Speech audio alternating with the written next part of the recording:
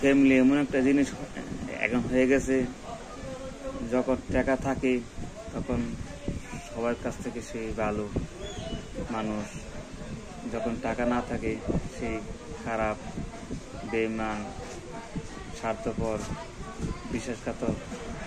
এবং সে হুমকি ধামকি ফ্যামিলি থেকে পায়। তাই এরকম ভাবে দুনিয়াটা চলছে। নিজে আগে চিন্তা ভাবনা করে না যে নিজে কেটে কি হয়ে গেছে, আগে কি ছিল।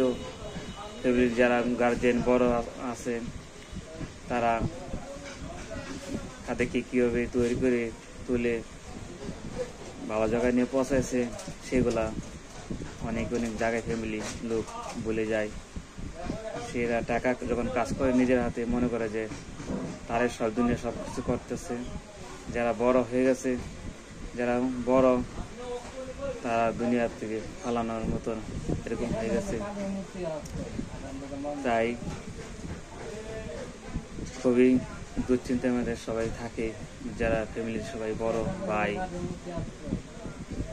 বড় বোন যারা হয় ফ্যামিলি থেকে, সারা দূর দূর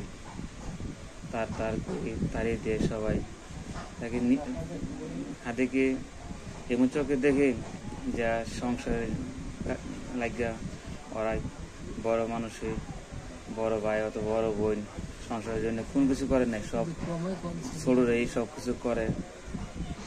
এই দেশের পরিস্থিতি এরকম হয়ে গেছে, কিচ্ছু করার নাই।